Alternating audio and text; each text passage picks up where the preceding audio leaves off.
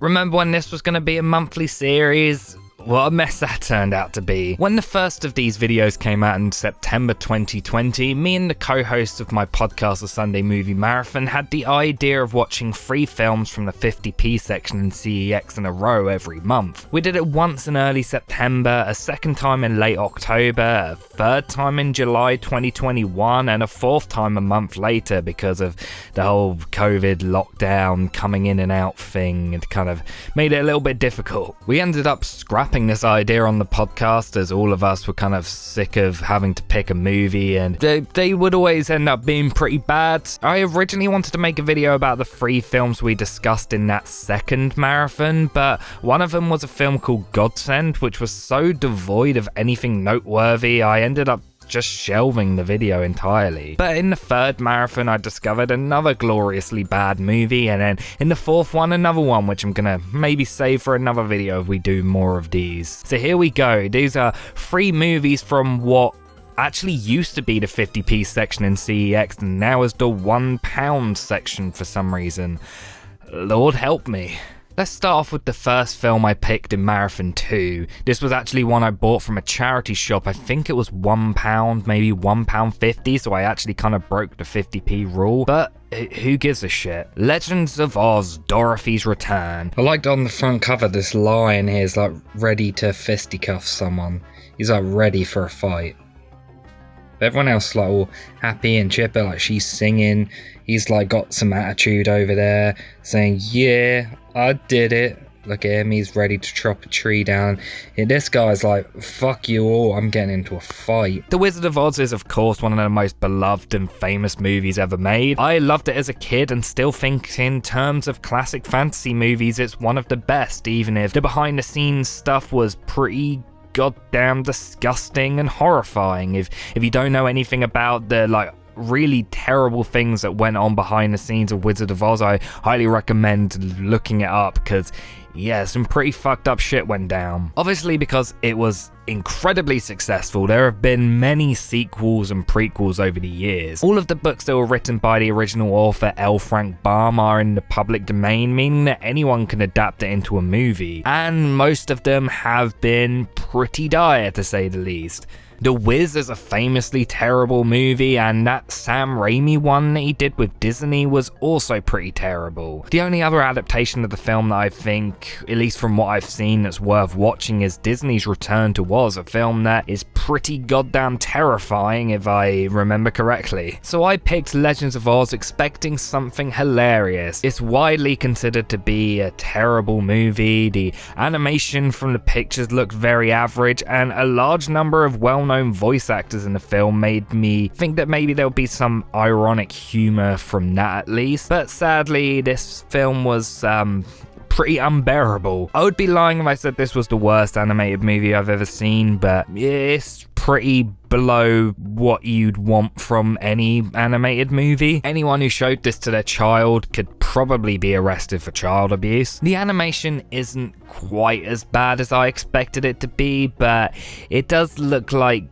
Shrek 2, but not as good. Like, all the character designs look directly lifted from a Shrek movie, and the animation really does look like that sort of early 2000s sort of thing. Like, for a film made in 2009, it does not look like it was made in 2009. There's even a sequence in the film in a candy town where all the gingerbread people look like exactly like Gingy. The film starts with an incredibly loud and obnoxious title sequence which goes on for 3 minutes for some reason. It's clearly very important to let us know who was responsible for this garbage. The film is set a few years after the original story. In the land of Oz, the characters from the original movie, minus Dorothy, discover that an evil jester has stolen the broomstick of his sister, the Wicked Witch of the West, and has taken control over the flying monkeys. Because he's going to destroy the land or something, they don't really make his motives clear at all. He's just evil, I guess. Scarecrow decides to use an invention called the Rainbow Mover to summon Dorothy back to save the kingdom. In Kansas, for some reason, time moves differently than it does in Oz, so like For everyone who lives in Oz, it's been a few years since the events of the first movie, but for Dorothy, it's actually the day after the first movie happened. Return to Oz is actually set 6 months after the original movie, meaning that the character has some time to return to normality, so that when she goes back to Oz and meets up with the other characters from the first movie, it's like this really big nostalgic moment, and she's incredibly happy and excited about that, and that kind of translates into you watching the movie as well. You also get excited to see these characters reuniting. They try and copy that in this movie, but she's only actually been gone for a few hours, so she spent more time in Oz in the last couple days than she has on Earth, so returning there has no emotional impact at all, apart from like the characters in Oz who haven't seen her in a few years. But even then, it doesn't really feel justified or worthy of like this emotional impact they're trying to go for. In Kansas, an evil appraiser guy played by Martin Short, who also plays the Jester, comes in and hands Dorothy and her family an eviction notice, and it turns out he's handing eviction notices to the whole town. Dorothy gets all up in arms and decides she doesn't want to leave, which leads to a really bad musical number, because of course this film is a musical. There are some surprisingly like big name writers behind the songs in this film. Singer-songwriter Tiff Merritt, James Dooley, who has worked alongside Hans Zimmer and composed scores for classic films such as The Little Mermaid, Ariel's Beginning, Daddy Day Camp, and Barbie the Pearl Princess, as well as Bryan Adams and his songwriting partner Jim Vallance. So at least from those last two names, you'd expect some slight quality here, but every single song is like, if you took the songs from Tangled and made them super generic, it's just really bad theatrical pop rock, and none of it is memorable or interesting or fun. It's just so dull and bland. Dorothy is played by Lea Michele from Glee, so she is a decent singer, but she really doesn't seem to care and doesn't put in any effort into the songs. After she sings her number, a rainbow sucks her up, and by that I mean it like chases her and then turns into a large hand and picks her up. It's pretty kind of creepy.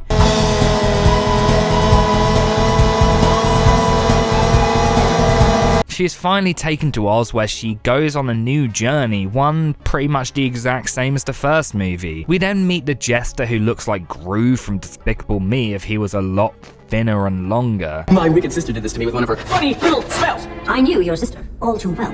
I never knew she had a sense of humor. It's not funny to me. Don't worry, man, it's not funny to us either. So it turns out the Jester has been taking leaders from Oz and turning them into puppets that he holds in glass boxes. Dorothy Gale will stop you.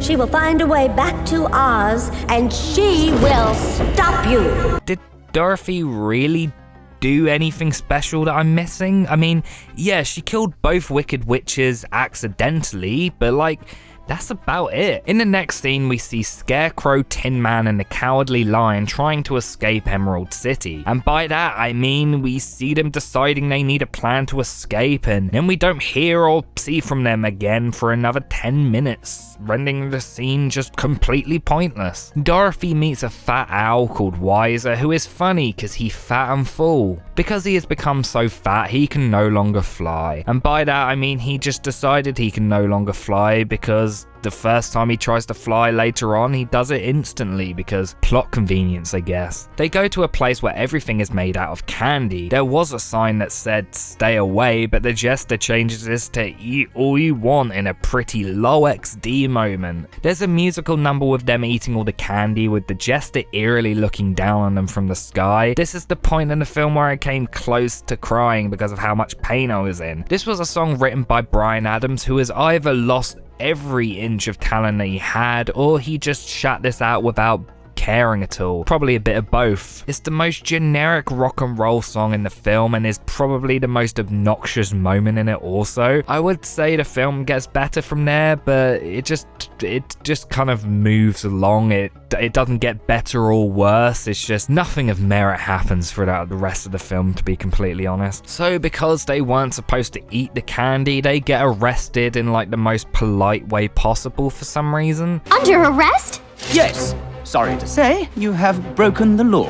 The guy who arrests them is a large marshmallow man called Marshall Mallow, who is my favourite rapper. We go back to the escape plan in which the group intentionally get the attention of the flying monkeys and then run away before being cornered by them and falling from a great height, which leads to their capture. Which begs the question, why the fuck did they do that? Like, the monkeys had no clue where they were. They could have easily escaped without being traced and everything would be good. But they intentionally get the monkeys' attention and decide to abort their plan when the monkeys chase after them. It makes no sense. These characters meant to be really stupid, or were the writers just like, yeah, whatever? In the candy town, Dorothy and Wise are on trial with a judge played by Brian Blessed, who sounds pretty fed up with his life. They are sentenced to death until everyone finds out who Dorothy is, and then they are freed. The two then allow Mallow to follow them on their journey to Emerald City. Next, they go to the Great Wall of China, a wall that leads into China country, where everything and everyone is made of China. To get in, they say that Mallow wants to join a line of possible suitors for the princess. There's then a musical number where everyone presents themselves to the princess and she rejects them all. She then sings like this incredibly high-pitched noise which makes everyone else in line smash into pieces. So not only is she incredibly shallow about who she dates,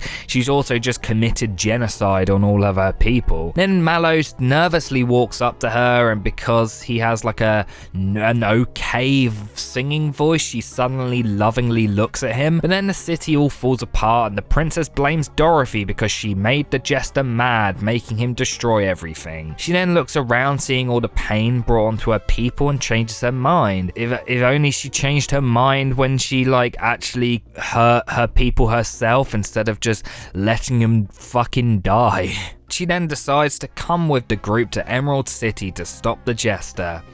This kind of sounds familiar. The jester then has a musical moment and starts torturing the group he captured. This is another really unbearable, annoying scene. The others reach the end of the yellow brick road, which leads to a bridge that is no longer there, meaning they can't get across the river. Dorothy decides it's time to build a boat and pulls a branch of a tree that it turns out is alive. You'd have thought she'd noticed the large face on the tree before mutilating it, but apparently she didn't. All the trees say no to being turned into a boat, except for a really old one played by Patrick Stewart. So there's then another musical number in which they build a boat with the help of some mice and beavers. This musical number is also notable for having Bryan Adams sing as a beaver for some reason, a sentence that no other human being has ever uttered in the history of the world. So after that, they ride Patrick Stewart for a while, which in itself is very weird considering the trees can feel things. Can he just feel the weight of multiple people standing on him? Is he into that kind of thing? Has he got like a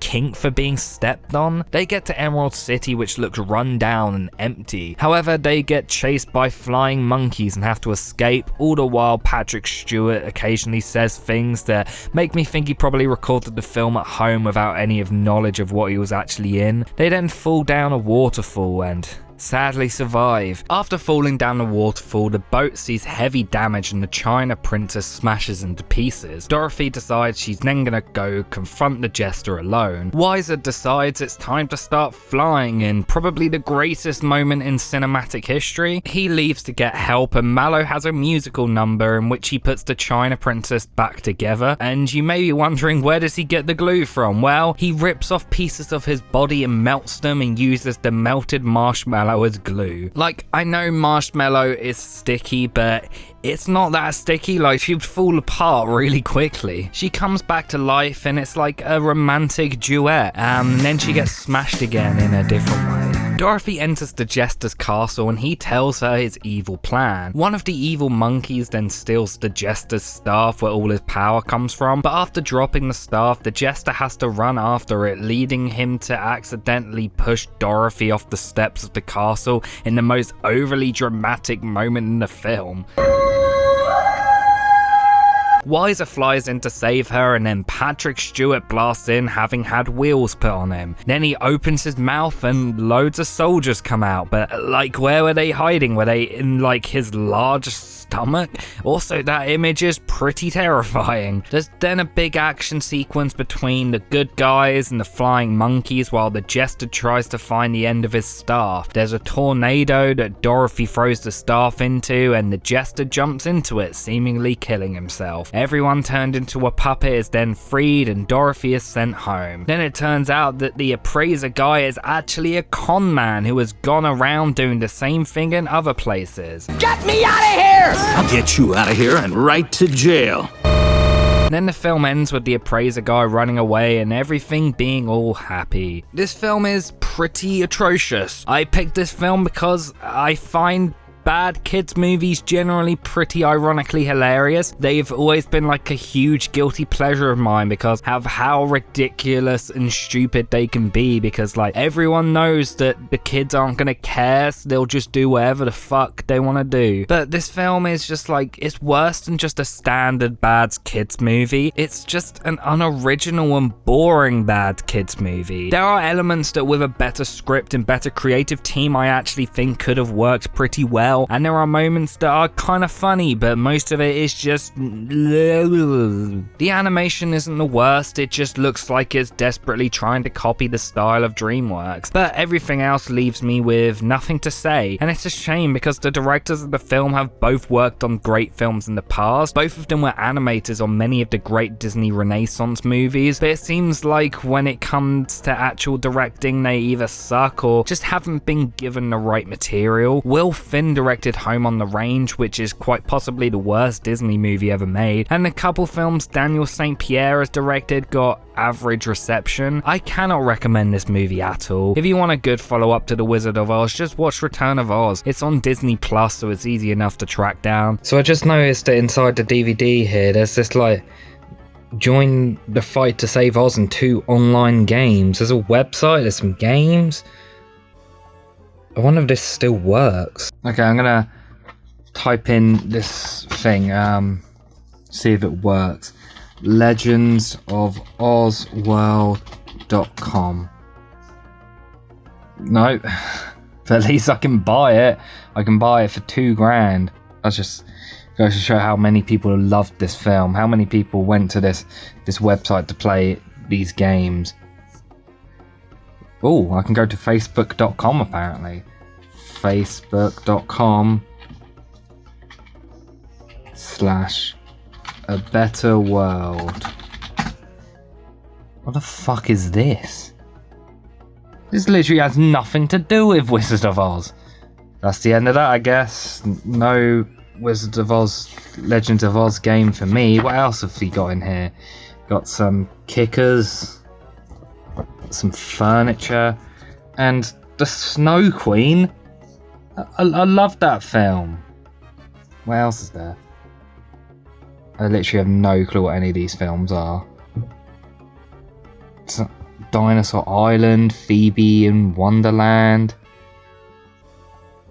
The Velveteen Rabbit, and Daisy.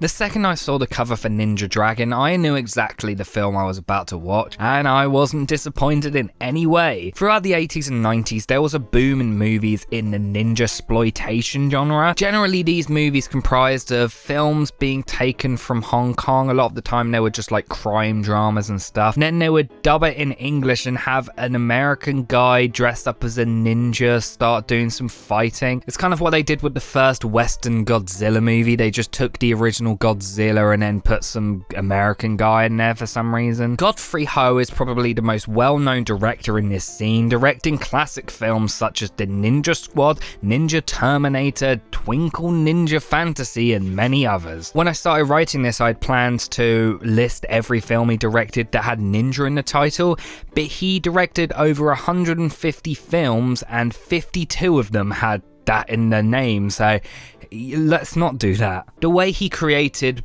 pretty much all of his movies was by taking old, unfinished or unreleased Asian movies, shooting new footage, most of which he would actually reuse in other movies, and then trying to make the films make some sense through dubbing and voiceovers, hence why he pumped films out so often. In fact, he made 39 films in 1988 alone. In that 1 year, he did 39 films. Ninja Dragon is about as good as you would expect it to be. The film is partly taken from a Taiwanese gangster movie called Dark Trap, but it has a bunch of scenes with ninjas in them that have been lazily spliced into the film. The film starts incredibly abruptly with a company logo that for some reason plays music from Star Wars. Not sure they had the rights to use that music, but sure. From the get-go, the film features some incredible dialogue that was perfectly overdubbed by the actors. I don't want to die yet. Too many women here.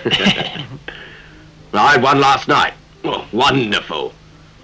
Hey, Michael, how's it going? The first scene shows the film's really weird dubbing and syncing really well. Like, it's a group of characters and actors who are actually speaking English, but what they're saying doesn't sync up to their lips at all, or it does and it just looks and sounds really off.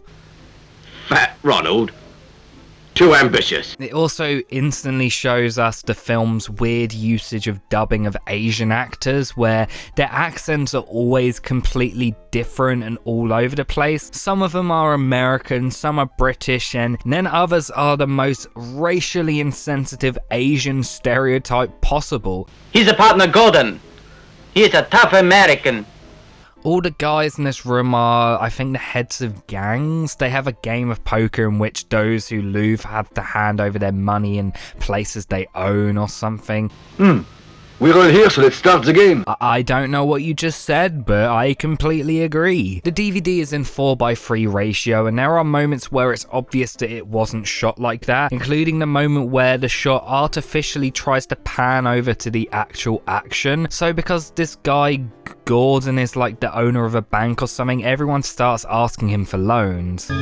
Gordon, I want 1 million next week. All right. 20% interest. Plus your properties as collateral.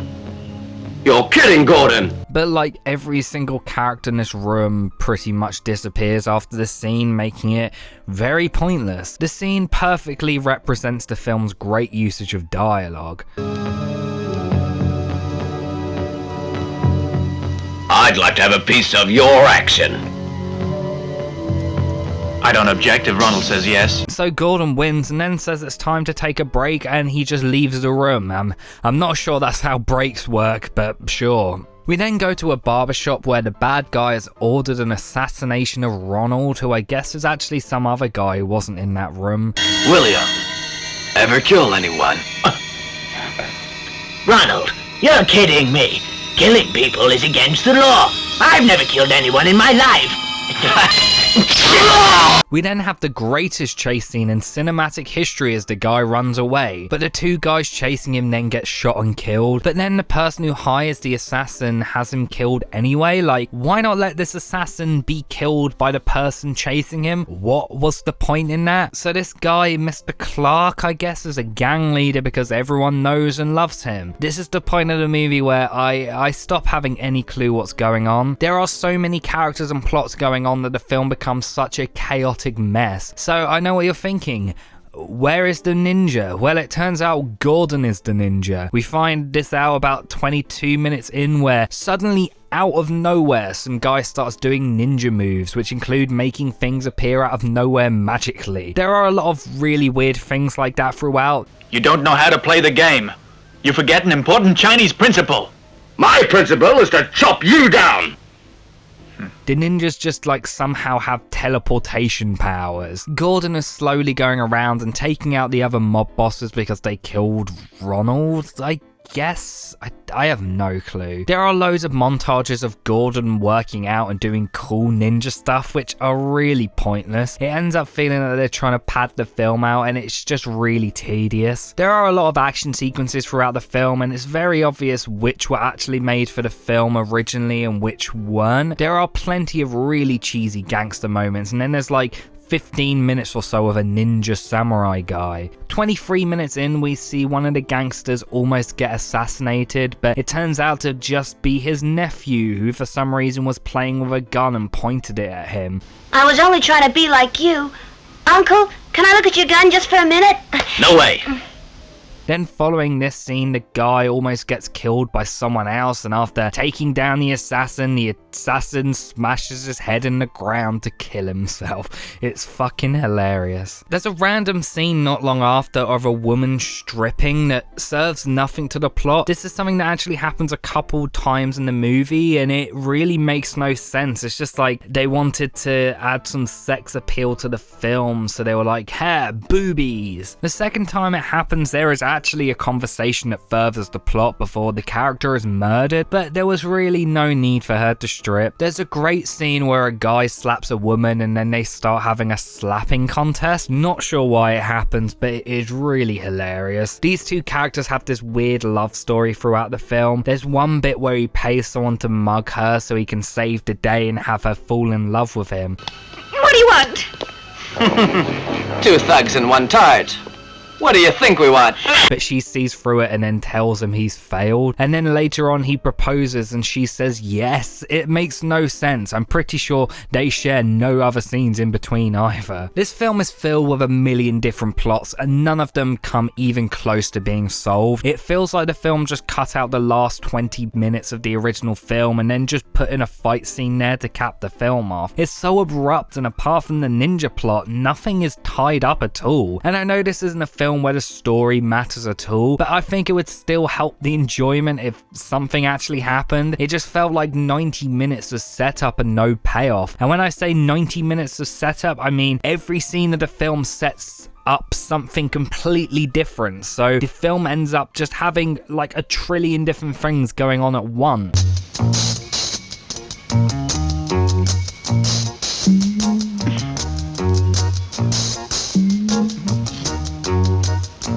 Hi. I need you, darling. Come on. Me? Okay, I'm coming. What do you want? Naughty. I want you to go and push from behind. Oh, yeah.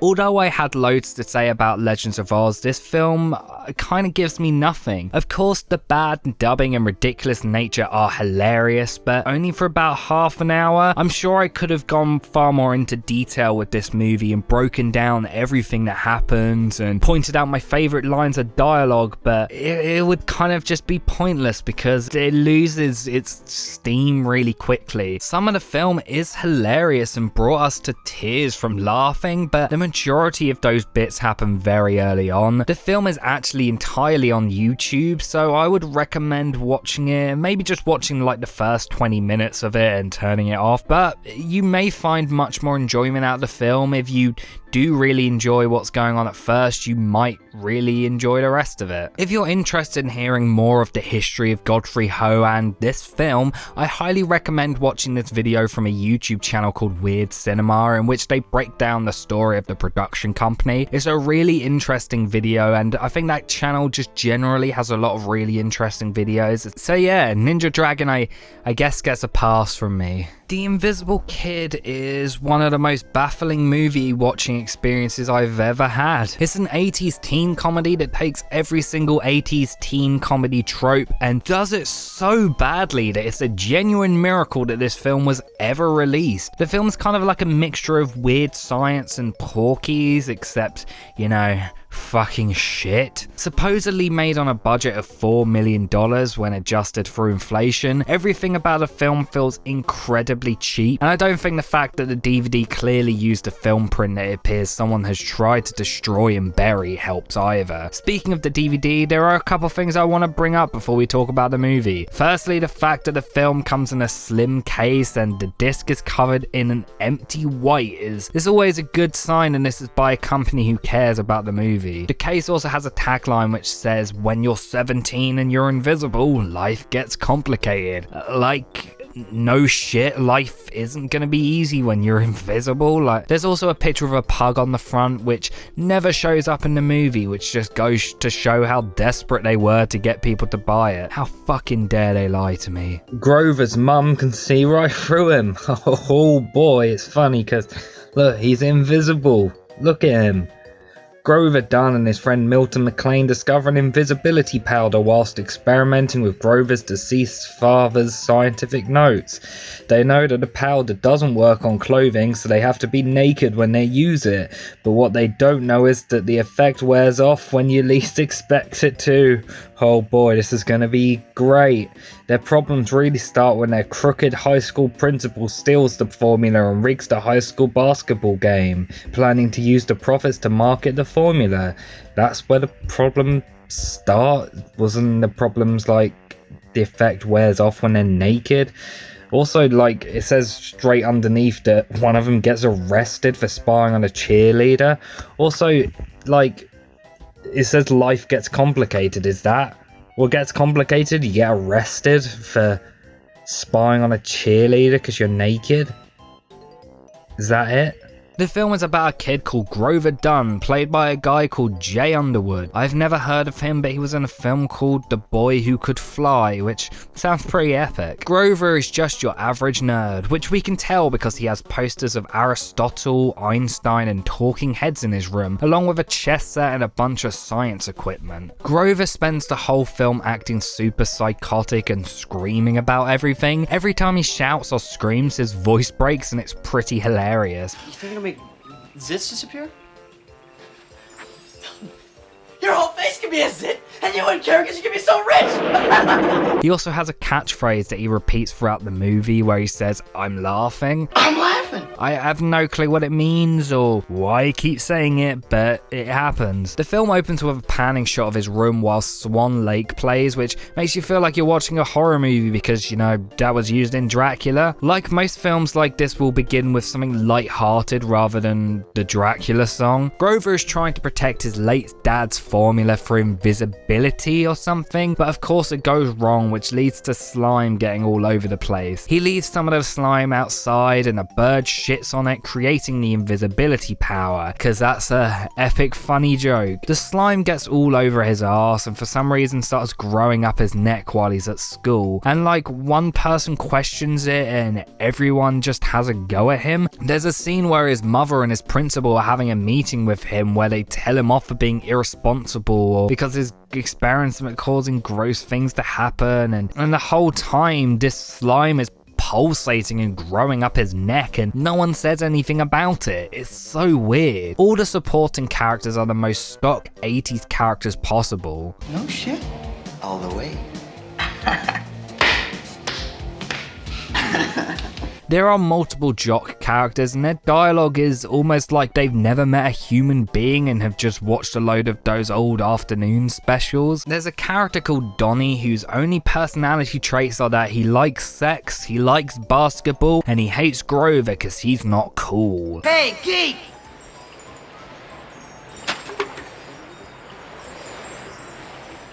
There's also Cindy, who is the love interest of the movie, and her only personality trait is that she's a girl. When the film starts, she's dating Donnie, and as you can probably gather, she's dating Grover for some reason by the time the film ends. But we'll get back to that. Grover's mum is played by Karen Black, who is probably the biggest person on the cast. She was nominated for an Oscar for her role in 5 Easy Pieces, so the fact she is as bad as she is in this film is baffling. If you had told me she was just a woman brought in off the street, I would have believed you. Her entire performance comprises of her screaming or crying. She's obsessed with this TV doctor guy called Dr. Theodore, who she constantly phones and speaks to for advice. Bora, I think you need a therapist. Grover discovers the powder and drinks it, turning himself invisible. Speaking of which, the effect work on this film is laughably bad. There are points where they do that green screen invisible man style of thing, and those points don't look so bad, but they still don't look good, the fact that the Invisible Man from 1933 did that effect far better is hilarious to me. But the majority of the invisible effects were just created by using strings, and every time they do that you can plainly see the strings. They did nothing to cover it up. Grover's friend Milton comes into his room and Grover messes around with him by making his burger talk. Oh, the hilarity. As the description on the back of the box would imply, Milton is a massive pervert. He spies on Cindy with a pair of binoculars. There's a point later on where he breaks into her house and watches her chained. There's also a bit where they're invisible during a basketball game and he gropes all the cheerleaders. He's just a gross guy. Grover decides he's going to take the powder to a science convention to show the world that his dad was actually a genius, but because Milton is an arsehole, he blackmails Grover into letting him use the powder and says if he doesn't, then he's going to spill it out or tell the world or something. I don't know, and I honestly don't give a shit. Then there's a scene where you see Donnie trying really hard to bang Cindy while the invisible guys mess with him. It's a super epic scene. Then because he's an arsehole, they decide to get revenge on him by using the powder during a big basketball game. During this scene, one of them trips up Donnie and he goes so high in the air that I actually don't know how he survived. I guess the invisibility powder also gives you super strength.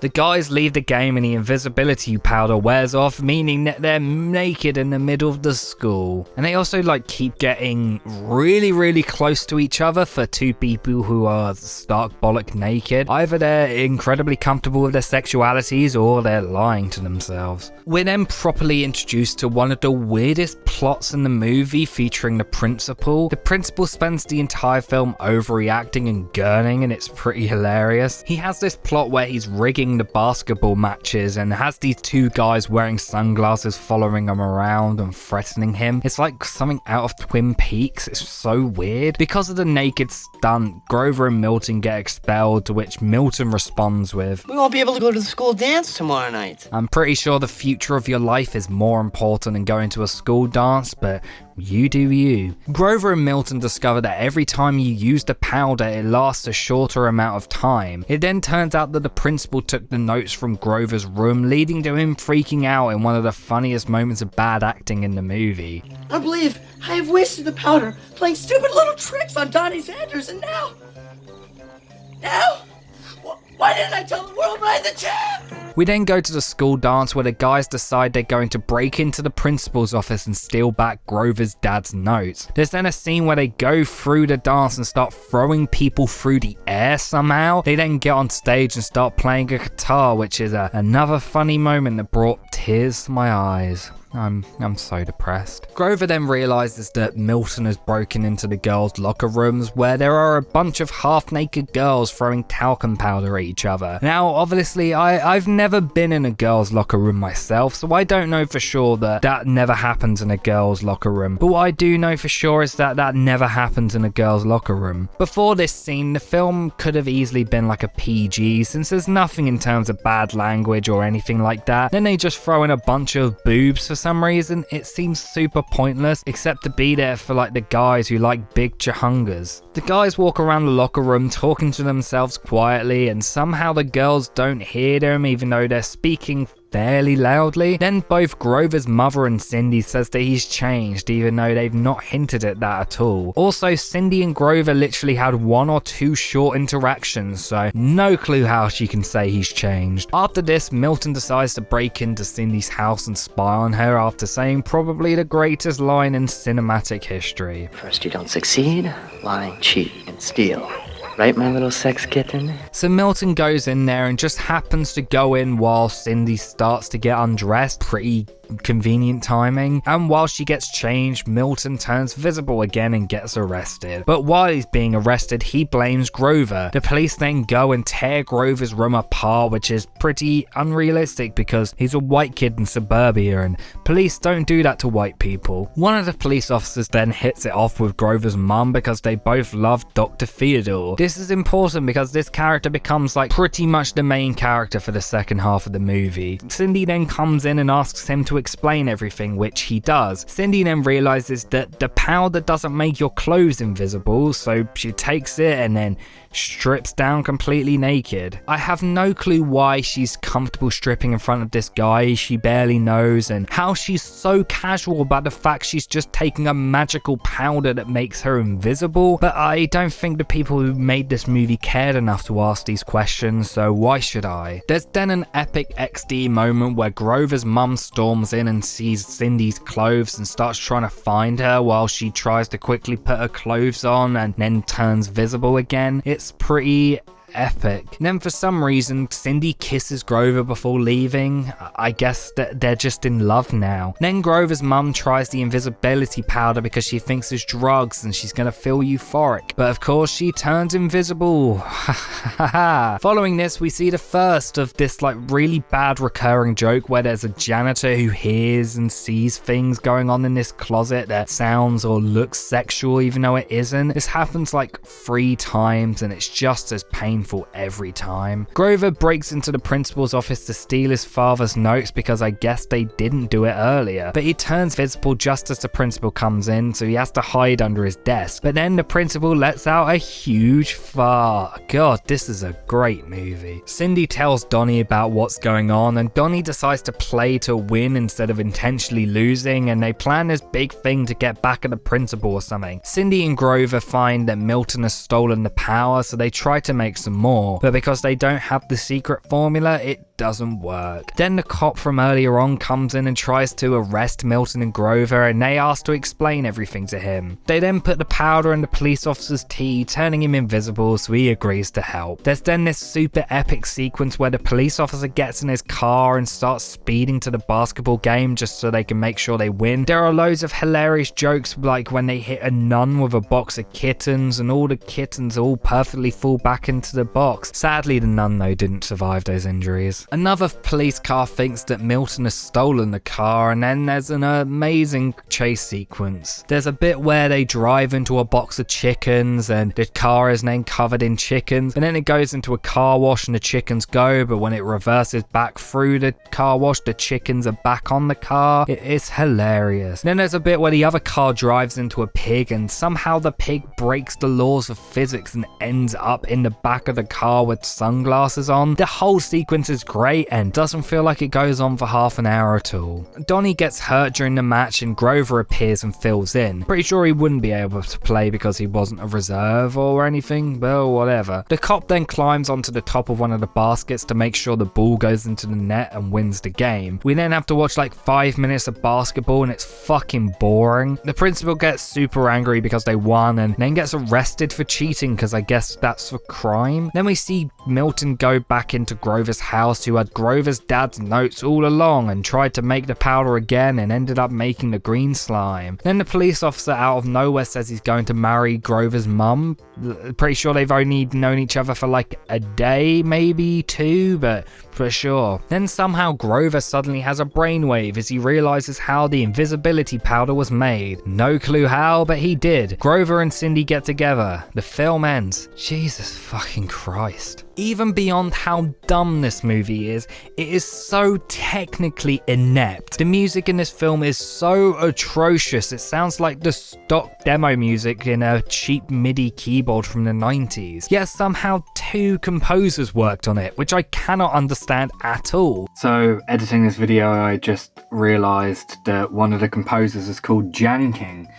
I wish I had noted that before and written it down so I didn't have to put it here, but yeah, janking. It's all super cheesy 80s rock shit, and it's obvious the drums aren't real because they have that really synthetic sound. It's awful. Later in the movie, there's a part where the music sounds exactly like the opening to Purple Rain, and I can't imagine Prince would have been flattered to hear that at all. The sound effects throughout are also really cheesy. This stuff makes you disappear.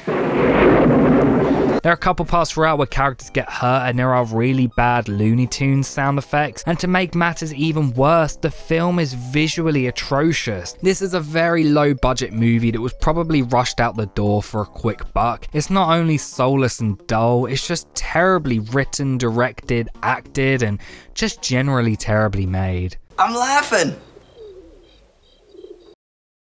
Unlike the previous video in this series where every film was so hilariously bad that I would recommend watching all of them, I would probably only recommend watching Ninja Dragon out of these three. Maybe The Invisible Kid if you're with a group of people, but it is incredibly unbearable when you're alone, which I found out making this video. All three of these films were discussed on my podcast, The Sunday Movie Marathon, so if you want to hear me talk about them slightly more in depth actually with a couple of other people, go listen to that. Let's hope the next one of these cheap film marathons give me even more golden garbage.